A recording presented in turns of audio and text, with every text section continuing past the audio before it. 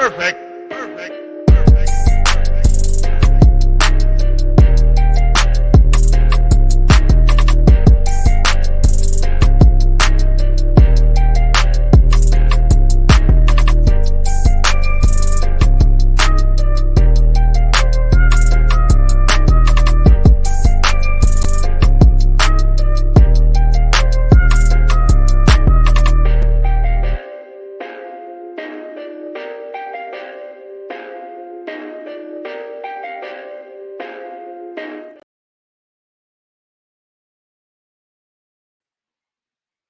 All right, everybody, what's going on? How y'all doing? And welcome to today's edition of SWAC Talk. This is the show we cover the SWAC inside and out. And I'm your tour guide around the SWAC. C. Wells coming at you. And today, as you can see on the screen, man, I wanted to go ahead and do this, man, to get this out of the way. Hopefully, I ain't got to make no more videos like this anymore for the next couple of weeks. But I wanted to go ahead and put this here and not in my recap because I didn't want to take anything away from the effort that Alcorn put on. And, hey, when you're playing at home and you got a team that's hungry, you do what the Braves did and you knock this team out the box. But this game that Southern played was a culmination of the whole season, man. This was like the whole season in a nutshell. And it's been said before that this Southern team had been kind of playing a level of football that is unsustainable, man. Playing mistake-filled offense, penalties out the ass. Turnovers, just poor execution, defense, kind of lapses in execution and poor coaching decisions all season. You can only make that happen so much. And when you get against a good team, those flaws are going to get exposed, and they got exposed in a big way on Saturday. And that leads me to my title, man. This is really a culmination of 2 seasons of things, man. And that's why I call it the Dooley Error instead of the Dooley Error, because right now this program is just not on track. And as a Southern fan, and everybody that knows I'm a Southern fan. I've been a Southern fan my whole life. I'm always be a Southern fan. I'm gonna be at the other 2 games this season, so that's not gonna change. But as a Southern fan, I have witnessed a lot of bad losses. 65-18 to FAMU in 1999, 6-0 to Valley in 2012. Alcorn put 50+ on Southern, I think, in 2014, and then beat them again in the championship game. I was at 35-0 with JSU last season, the SWAC championship blowout loss, the 24-0 loss to Texas Southern. 55 points, 50+ points put on you by Pine Bluff one year, 50+ put on you by TSU one year. The list goes on and on, man. I've been around Southern football a long time, and I've seen the ups and I've seen the downs, man. I came up in the Otis Washington era, so if you know Southern football, you know what that's like watching that. But this is the level of something that I cannot comprehend. This is a team that has talent, but obviously either the players don't execute properly, or the coach is not putting them in position to properly execute. So having talent is not a thing anymore. I spent the whole season saying this team is not a bad team. They got talent. The offense is not a bad offense. They got talent. Well, you know what? This is a bad team right now, and they're inconsistent, and there's no reason for them to be that way. Saturday was just a culmination of everything, man. You got a break because of a turnover. You score a touchdown, and then you turn the ball over 2 times. The defense misses multiple tackles on big plays. Penalties, dumb penalties, which has been an issue all season. A lot of post play penalties, personal fouls on this, unsportsmanlike conducts. You even had a possession where you had them stopped and you got 30 yards of penalties for things that could have been avoided. Throwing, just bad quarterback play. I'm at a loss, man. I don't even know what to say anymore. You watching a coach just stand there. He doesn't make changes when he needs to. And that's not to say if a coach makes a change that everything's going to be magically fixed, because we all know the most popular guy on anybody's team is the backup guy. That don't mean that guy going to come in and set the world on fire either. But sometimes you have to make the appearance that you're trying to change some things.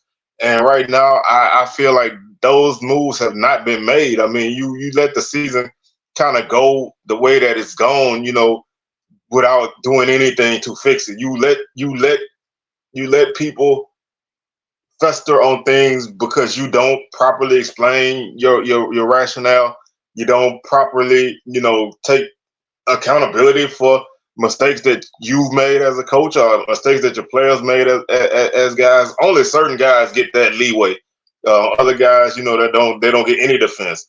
Um, so it's just, I mean, I really don't even know what to say, man, because it's just one of those things that is really frustrating. And watching a team basically quit Saturday. I mean, they got knocked out. They got forced to quit, but this team basically quit on the game. And with 2 games left, um, and 2 games left for Alcorn, you would, if you're a rational person, you would be like, well, hey, we can get back in this. But right now, I don't even see it.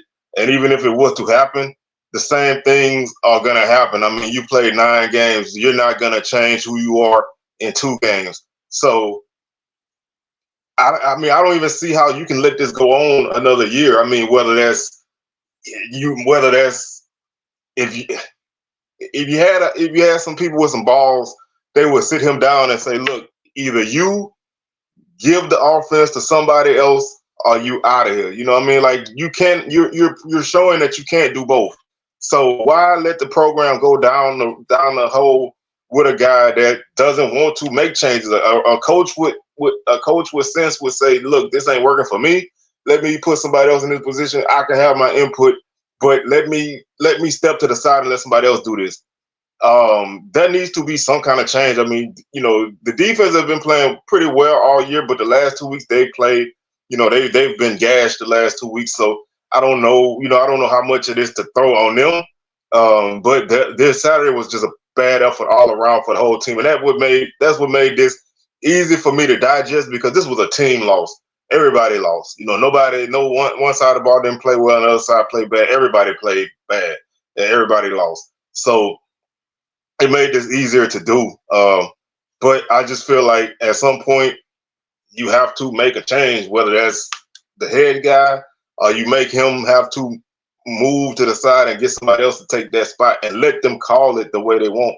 Let them be in charge of running off. Let them be in charge of the guys. I mean, you have a quarterback coach in Willie Titan, who I don't even know if he's having any input in the offense. Your quarterback has looked worse the last 2 weeks than he did in the first game, and he didn't even look good in the first game. This is the second year in a row that your quarterback has gotten worse as the season's going on. That's a coaching thing, and that's I mean, if that's the case, then you need to put somebody else out there. The offensive line has been a really, really bad unit this season. This is a unit that was really, really, really good the last few years. Last year took a step back because you lost a couple guys. This year you lost the rest of those guys, and now the O line is just not good. You're giving up too many sacks. Your quarterback's taking too many sacks. You've given up 33 sacks on the season. I don't even remember the last time Southern gave up that many sacks. You've given up 33 sacks in 9 games. That's just unreasonable. The offense cannot run the football consistently. The quarterback makes bad decisions when he does have the opportunity to throw the ball. It's the comedy of errors. And like I said, it's like I'm not even mad. It's like it's just you just sit there and you shake your head, because it's like this cannot happen. And when you look at this team at 5-4, they have beaten nobody with a pulse. Like they had to go to overtime to beat TSU. They struggled at times against Lincoln. They struggled against Bethune-Cookman. Pine Bluff was probably the best game they played, and they didn't even play a good second half in their game offensively. I guess you could say Alabama A&M was the best game they played, but the offense didn't really play well. They got in the red zone a few times and turned the ball over. Alabama State they lost to, Jackson State they lost to, FAMU they lost to, Alcorn they lost to. Everybody who is a top team, or a team who would have been a contender in any other year that didn't have FAMU going undefeated in their division, you lost to. And you've been losing close games. I mean, well, you lost to FAMU in a close fashion. Lost to Alabama State in close fashion. Lost to Jackson State by 2 touchdowns. This game here was 31-7 in the first quarter. And it's just like you just did not look good, and you don't have you seem like you don't ever have a consistent game plan of what you want to do coming into week by week. You look at what teams you play, even if they're not good. You look at teams that you play against. They come in with a game plan. They know they want to run the ball this week. They know they're gonna focus on throwing the ball, letting their quarterback get comfortable. Throw some short passes, get him some confidence. He's struggling. Get him some confidence. Help him out. Don't just stand there and let him try to throw deep passes all game long when that's not his thing right now. The one play they hit that was a big pass play was a receiver screen. You don't throw that at any portion of the season. And when you do, it's just not executed properly. And I mean, I don't even have an answer for none of this. So I'm not sitting there, saying this is what you need to do, but something needs to be done because this was, you were sitting here with 3 games left in the season with a chance to win the division. You had a situation that teams would kill for. You had you had everything in your own hands. All you had to do was win out, and you win the division. No ifs, ands, or buts. Nothing that nobody else had to do to help you out. You didn't need any chaos to get there. All you had to do was win the games in front of you, and you come in a first place battle. I mean, in a place that rightfully, the program as a whole, the school, the team, whatever you want to call it, traditionally has struggled there. But you feel like this is the step that you need to take to get where you need to get, and you fall flat on your face. You got guys getting thrown out, for stupid stuff. You got guys getting dumb penalties for multiple weeks. I mean, same guy got thrown out this game, had a costly penalty last week that almost cost you an opportunity to tie the game up. It's you take 1 step forward and 8 steps back. You put together a good drive, then you put together 4 bad drives, then you maybe luck up and score another time, and you ask your defense to go out there and constantly make plays. But they weren't playing. They weren't playing up the par this week, so the offense really needed to step up and help them, and they cannot do it.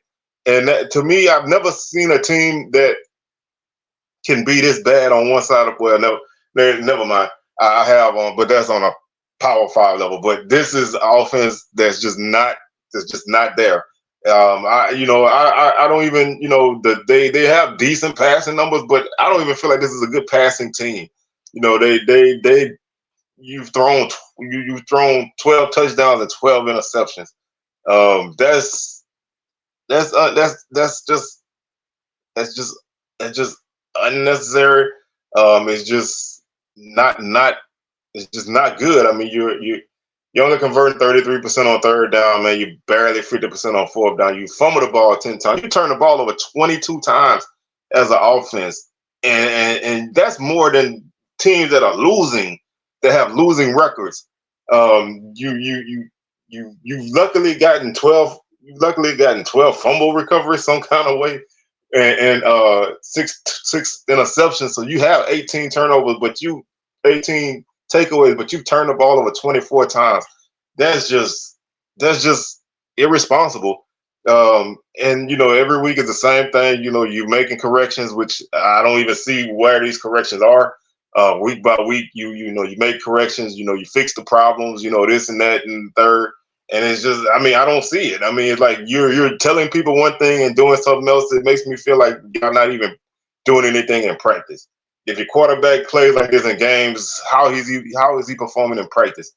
If he's performing like this in practice, why is he playing? If he's playing like he's performing better in practice and then he's bad in games, why is he playing? Where's the disconnect? Why is the O-line unable to block anybody? And Alcorn has a great defensive line. They have a great defense. I've said that multiple times on my show. So I'm not even saying that they didn't play a hand in Southern's problem Saturday, because they played a huge hand in the problem Saturday. But there were multiple times where guys just came unblocked, guys just missed assignments, and that if you were a team playing for a championship, you're not supposed to play a game like this. Now, if you had played solid all year and you had a bad game, you got blowed out, then it's all, it is what it is. That happens to teams all the time. You know, there's been lots of matchups between top two teams in the conference or two teams in the division fighting it out, and it ends up a blowout because one team just played better. You know, if that was the case, then hey, you know, you tip your hat and you move. But when you get beat like this and you look at the rest of the season and you realize that if not for another team's mistakes last week, you would have probably lost by this kind of margin if you had played a better team. You know, you look at a lot of the games that you played and you realize that you are a lot closer to 2 or 3 wins than you are to 7 or 8 wins, because you can't get out of your own way. You can't make the proper adjustments. You know, you just don't do anything right. So I'm gonna close this out, man, because I you know, I don't want to go too long on this. But like I said, man, you know, where did the changes come from? I asked the question last week: can the offense be fixed? Obviously, the answer is no. So 2 games left. You play the string out, and you know, you see what's what. But something has to change, because this level of performance is unacceptable. It's unacceptable. I don't care where you are, it's unacceptable. And if you're a team who call yourself the standard, then you need to start to be the standard and make some things happen in a positive manner, because you're losing your fan base, you're losing the trust of the people. You really, you had people turn out to support this team even after the season that you had, and that's how you reward them. So I just think some things need to be changed, and it has to start now. You know, some way, somehow, something has to start now. 2 games left. They're not gonna lose both of those games. You know, at least you figure they won't. So maybe it's time to start looking to the future. You brought in 2 freshman quarterbacks. You know, you got 8 quarterbacks on the roster. I'm exaggerating a little bit, but you got a ton of quarterbacks on the roster, and you stick with the one guy that looks like a deer in the headlights in game 9. That just cannot happen. So with that being said, man, I'm Sewell signing out. Our week 10 recap is coming today as well. So I'm double dipping today, man. I want to go and get these 2 things out. So y'all stay tuned for the week 10 recap coming at you in a few. So we up out of here, y'all. Take it easy, and I'm gonna holler at y'all. Peace.